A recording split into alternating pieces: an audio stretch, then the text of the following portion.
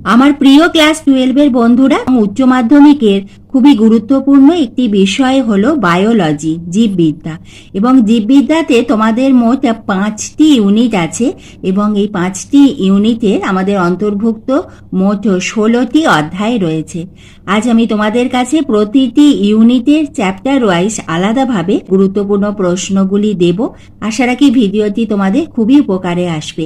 এইভাবে আমি তোমাদের ভিডিও দিতেই থাকবো। তোমরা লক্ষ্য রেখো, তোমাদের অনেক গুরুত্বপূর্ণ ভিডিওর লিংক তোমরা পেয়ে যাবে এই ভিডিও ডেসক্রিপশন বক্সে। তুমি চ্যানেলে নতুন হলে চ্যানেলটি সাবস্ক্রাইবের সঙ্গে বেল আইকনটা প্রেস করে দিয়ে স্টাডি ফর এডুকেশনের বন্ধু হয়ে যেও। প্রথমে আমাদের ইউনিট 1 হলো জীবের জনন এবং তারই প্রথম যে আমাদের অধ্যায় সেটি হলো জীবের জনন, তার গুরুত্বপূর্ণ প্রশ্নগুলি। আমাদের ক্লাস 12 বায়োলজির ইউনিট 1 হলো জীবের জনন। প্রথম অধ্যায় হলো জীবের জনন, তার গুরুত্বপূর্ণ প্রশ্ন। একটি হলো জাইগোট ও জাইগোস্পোরের যে কোনো দুটি পার্থক্য লেখো। সিনগ্যামি ও কনজুগেশনের দুটি পার্থক্য লেখো। মাইক্রোপ্রোপাগেশন কাকে বলে তার গুরুত্ব লেখো। জুস্পোর ও জাইগোস্পোরের মধ্যে পার্থক্য লেখো। অযৌন জননের বৈশিষ্ট্যগুলি লেখো। আইসোগ্যামি ও উগ্যামির পার্থক্যগুলি লেখো। জোড় কলম কি? 2 প্রকার জোড় কলমের নাম লেখো। সংযুক্তি ও নিষেকের দুটি পার্থক্য লেখো। কনিডিয়া কি? সিনগ্যামি কাকে বলে? প্রকারভেদ উল্লেখ করে উদাহরণ দাও। 10 প্রশ্ন, উদ্ভিদের কৃত্রিম উপায়ে অঙ্গজ জনন সম্পর্কে ব্যাখ্যা করো। আমাদের ইউনিট 1 এর দ্বিতীয় অধ্যায় হলো সপুষ্পক উদ্ভিদের যৌন জনন। এই অধ্যায়েরই প্রশ্নমান 2 মার্কসের প্রশ্ন। একটি হলো গেইটোনোগ্যামি কি? চ্যালোজোগ্যামি কি? অ্যাপোমিক্সিস কি? উদাহরণ দাও। দ্বিনিষেক কি? কোথায় ঘটে? টেস্টা ও টেকমেন কি? পার্থেনোকার্পি কাকে বলে? উদাহরণ দাও। সংকরায়নের সময় পুরুষত্বহীন করার পদ্ধতি কেন ব্যবহৃত হয়? এবার তোমরা অধ্যায় 2 এর প্রশ্নমান 3 এর প্রশ্ন দেখে নাও। অ্যালোগ্যামি ও জেনোগ্যামির মধ্যে পার্থক্য লেখো। কৃত্রিম অঙ্গজ জননের একটি উদাহরণ দাও। পার্থেনোকার্পি ও পার্থেনোজেনেসিস বলতে কি বোঝো? প্রত্যেকের উদাহরণ দাও। 4 প্রশ্ন, ইতর পরাগযোগের সুবিধা ও অসুবিধাগুলি লেখো। এবার তোমরা অধ্যায় 2 এর প্রশ্নমান 5 এর প্রশ্ন দেখে নাও। শস্য ও ভ্রূণ গঠনের উল্লেখ সহ সপুষ্পক উদ্ভিদের নিষেক পদ্ধতিটি সংক্ষেপে বর্ণনা করো। ইহা উচ্চ মাধ্যমিক 2015-তে এসেছিল। চিহ্নিত চিত্র সহ সপুষ্পক উদ্ভিদের পুংলিঙ্গধর উদ্ভিদের উৎপত্তি সম্পর্কে বর্ণনা করো। বীজের গুরুত্ব কি? 3 নম্বর প্রশ্ন, স্ত্রীলিঙ্গধর উদ্ভিদের চিত্রসহ গঠন সম্পর্কে লেখো। তৃতীয় অধ্যায় হলো মানুষের জনন। প্রতিটি প্রশ্নের মান 2। 1 প্রশ্ন, মেনার্কি কাকে বলে? ওভিউলেশন এর সাহায্যকারী হরমোনের নাম লেখো। ল্যাক্টোজেনিক হরমোনটির নাম লেখো। 3 প্রশ্ন, ফ্যালোপিয়ান নালী কি? এর কাজ লেখো। 4 প্রশ্নতে ডবল স্টার আছে। ইস্ট্রোজেন ও প্রোজেস্টেরনের 2টি করে কাজ লেখো। ভ্রূণ কোন অবস্থায় জরায়ুর কোন স্তরে রোপিত হয়? সার্টলি কোষের কাজ কি? পুরুষ ও মহিলা জনন কোষের মধ্যে পার্থক্য লেখো। রজচক্র ও ঋতুচক্র এর পার্থক্য লেখো। অ্যামফিমিক্সিস কি? ক্যাপাসিটেশন বলতে কি বোঝায়? আর যখনই তোমরা পার্থক্য লিখবে অতি অবশ্যই মাঝখানে একটি পেন্সিল দিয়ে তোমরা দাগ টেনে আর প্রথমে কিন্তু বিষয় বা বৈশিষ্ট্য অতি অবশ্যই লিখবে। প্রথমে লিখবে, তোমাদের প্রথমে বিষয় বা বৈশিষ্ট্য হেডিং হবে, তারপরে তোমাদের যে 2টি বিষয় পার্থক্য বলা হয়েছে সেই 2টি বিষয়ে লিখলে। এখানে যেমন দেয়া রয়েছে, ধরো পুরুষ ও মহিলা জনন কোষ, প্রথমে যে বিষয় লিখবে প্রথমে লিখবে বিষয়, তারপরে হবে পুরুষ জনন কোষ, এখানে মহিলা জনন কোষ, তারপরে তোমরা এইভাবে দাগ টেনে দেবে। অতি অবশ্যই তোমরা এইভাবে পার্থক্য লিখবে। এবার তোমরা তৃতীয় অধ্যায় মানুষের জননের প্রশ্নমান 3 মার্কসের গুরুত্বপূর্ণ প্রশ্নগুলি দেখো। আমার প্রথমে ডবল স্টার রয়েছে। শুক্রাণুর গঠন লেখো, ডিম্বাণুর গঠন লেখো, ব্লাস্টুলা ও গ্যাস্ট্রুলার মধ্যে পার্থক্যগুলি লেখো, অ্যামনিওসেন্টেসিস কাকে বলে, পার্থক্য লেখো সার্টলি কোষ ও লেজি কোষ, এবং বিয়েরটি হল ইন ভিভো ও ইন ভিট্রো ফার্টিলাইজেশন। এরপরে তোমরা অধ্যায় 3 প্রশ্নমান 5 প্রশ্ন দেখে নাও। রজচক্র কি? রজচক্রে বিভিন্ন দশায় জরায়ু গাত্রের পরিবর্তনগুলি সংক্ষেপে লেখো। চিহ্নিত চিত্র সহ মানুষের শুক্রাশয়ের কলাস্থানিক গঠন সংক্ষেপে বর্ণনা করো। স্পারমাটোজেনেসিস কাকে বলে? সংক্ষেপে এর সম্পর্কে সচিত্র বর্ণনা করো। 4 প্রশ্ন, চিহ্নিত চিত্র সহযোগে ডিম্বাশয় কলাস্থানিক গঠন বর্ণনা করো। ডিম্বাশয়ের আণুবীক্ষণিক গঠন বর্ণনা করো। ডিম্বাণু উৎপাদন কি? এবং এই যে প্রশ্ন আমি তোমাদের দিচ্ছি এগুলো তোমরা কিন্তু এখন রেডি করো। এরপরে কিন্তু আমি তোমাদের 5 মার্কস 3 মার্কস আলাদাভাবে যেগুলি তোমাদের পরীক্ষার সময় খুব ইম্পর্টেন্ট হবে সেগুলো কিন্তু আমি তোমাদের আস্তে আস্তে দিতে থাকবো। কারণ এই বছরে তোমাদের 5 মার্কসে যেগুলি এসেছে সেখান থেকে যে তোমরা একেবারেই পড়বে না তা কিন্তু নয়। যেগুলি আমাদের 5 মার্কসে এসেছে সেখান থেকে কিন্তু আমাদের ছোট প্রশ্ন এমসিকিউ এসএকিউ 2 মার্কস এরম কিন্তু আমাদের আসতে পারে।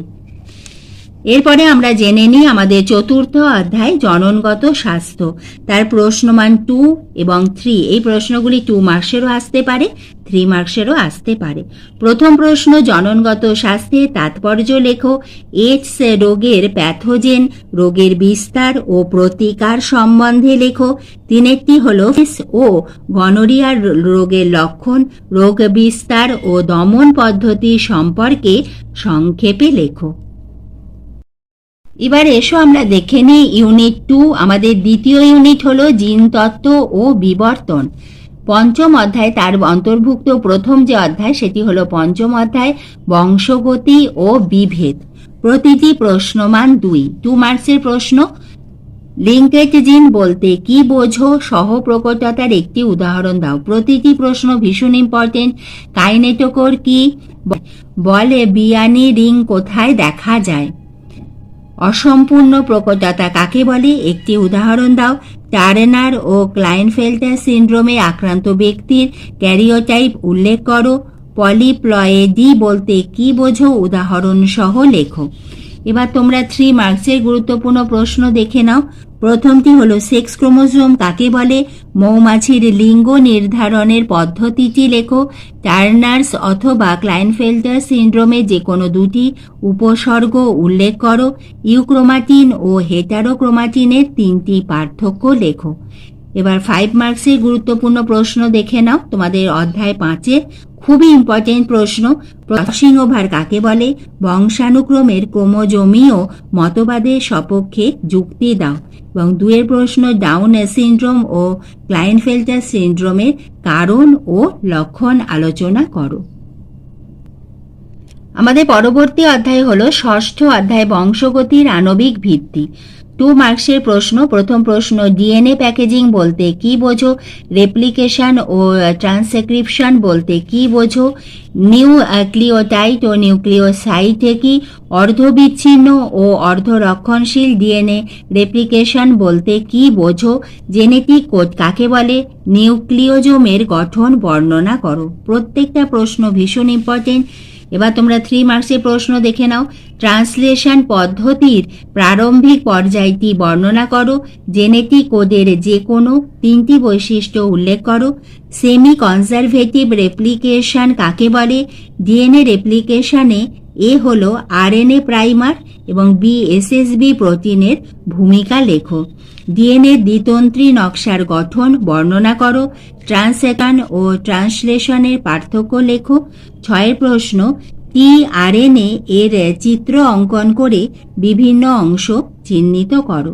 এবং তোমাদের আরেকটি কথা বলবো, তোমাদের বায়োলজির ক্ষেত্রে যে সকল প্রশ্নে চিত্র অঙ্কন থাকবে সেখানে তো অতি অবশ্যই তোমরা চিত্র অঙ্কন করবে, কিন্তু যে সকল প্রশ্নতে চিত্র অঙ্কন বলা থাকবে না সেখানেও যদি সম্ভব হয় অতি অবশ্যই তোমরা পাশে পেন্সিল দিয়ে চিত্র অঙ্কন করবে। কি আঁকলে সেটা নিচে লিখে যে বিষয়টা লিখছো সেটি তোমরা পয়েন্ট করে দাও সেই আঁকার মধ্যে, দিয়ে তোমরা একটি স্কেল পেন্সিল দিয়ে বক্স করে দাও। তোমাদের উত্তরের মান অনেক উন্নত হবে।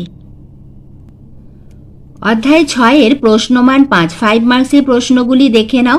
প্রথম প্রশ্ন, আণবিক জীববিদ্যার সেন্ট্রাল ডগমা বলতে কি বোঝো? ট্রান্সক্রিপশন পদ্ধতির প্রধান বৈশিষ্ট্যগুলি লেখো। গ্রিফিথের পরীক্ষার সাহায্যে ডিএনএ যে জেনেটিক বস্তু তাহা ব্যাখ্যা করো। ডিএনএ ফিঙ্গারপ্রিন্টিং এর তাৎপর্য লেখো। ভীষণ ইম্পর্টেন্ট কোয়েশ্চেন এইটি। এরপরে আমরা জেনে নেব আমাদের পরবর্তী অধ্যায় অভিব্যক্তির প্রশ্নমান 2-এর প্রশ্ন। কে প্রথম প্রমাণ করেন যে জীবনের উৎপত্তি স্বতঃস্ফূর্তভাবে হয় না? হট ডাইলিউট স্যুপের কথা কে বলেন? ওয়াসারফেট কি? এর মধ্যে প্রাণের কি বৈশিষ্ট্য দেখা যায়?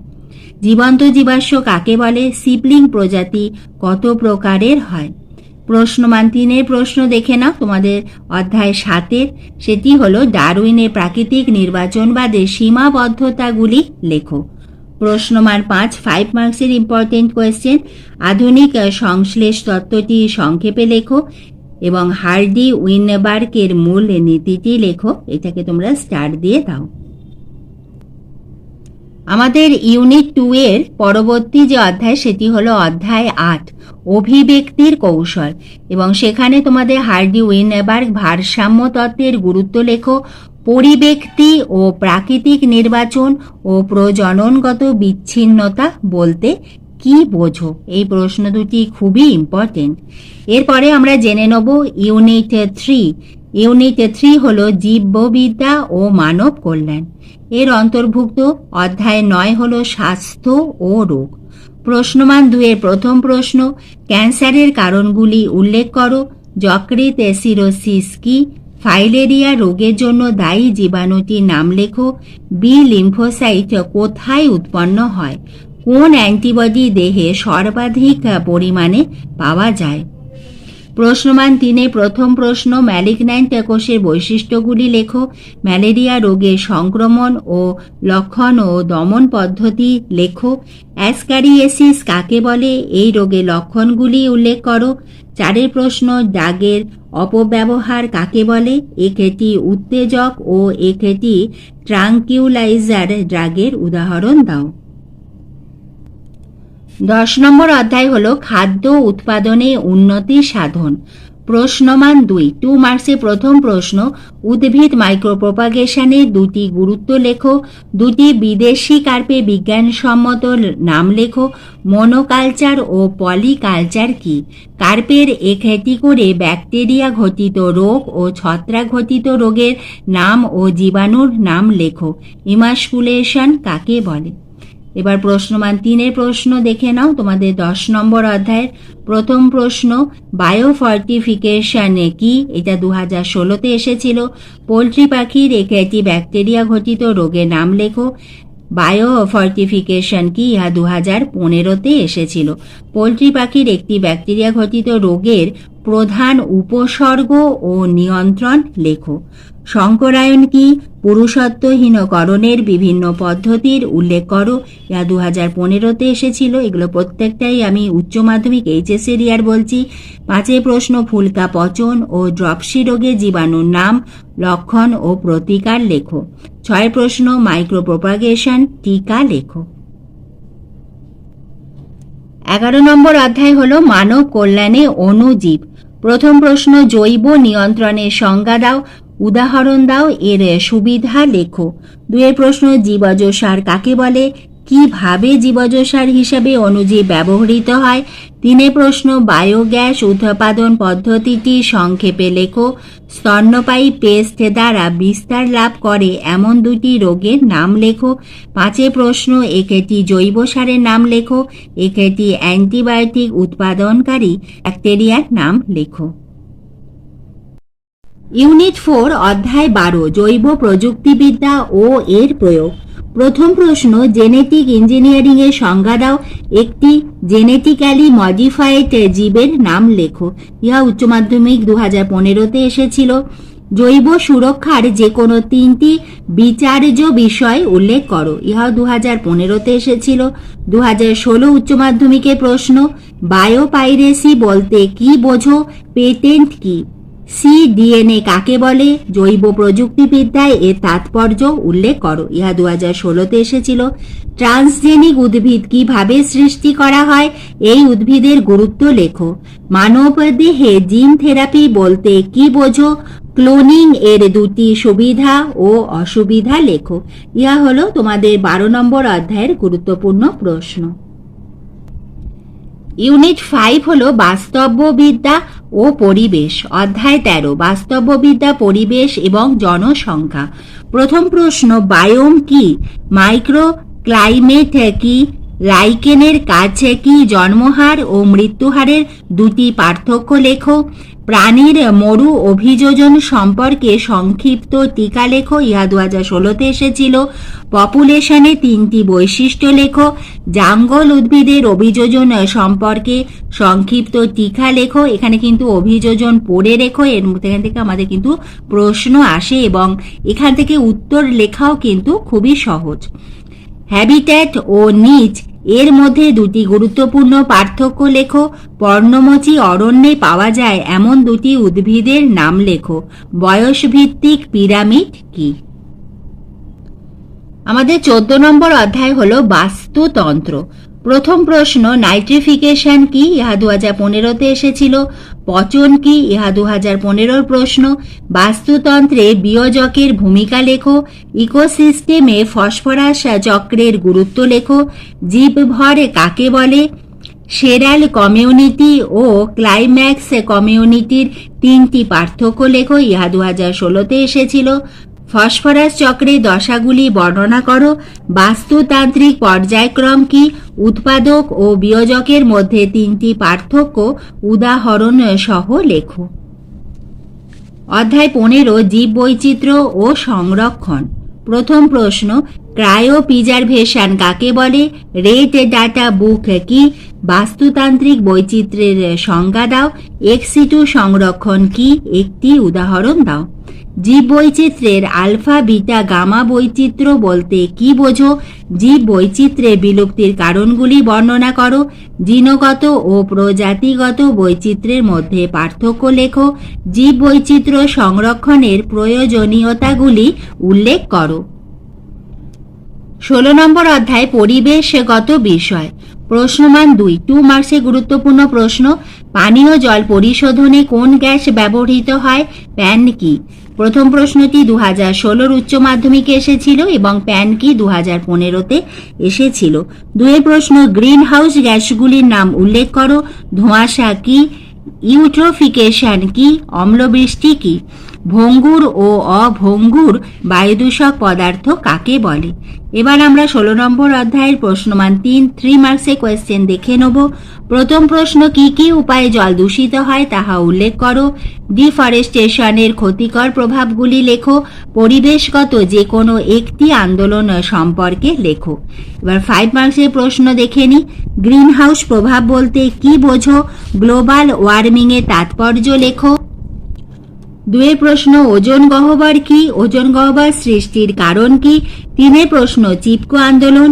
4 প্রশ্ন, কি কি পদ্ধতিতে কঠিন বর্জ্য পুনর্নবীকরণ করা হয়? 5 প্রশ্ন, জৈব বিবর্ধন কাকে বলে? আলোচনা করো। তাহলে আজ আমি তোমাদের 16টি অধ্যায়ের এই খুবই গুরুত্বপূর্ণ প্রশ্নগুলি দিয়ে দিলাম।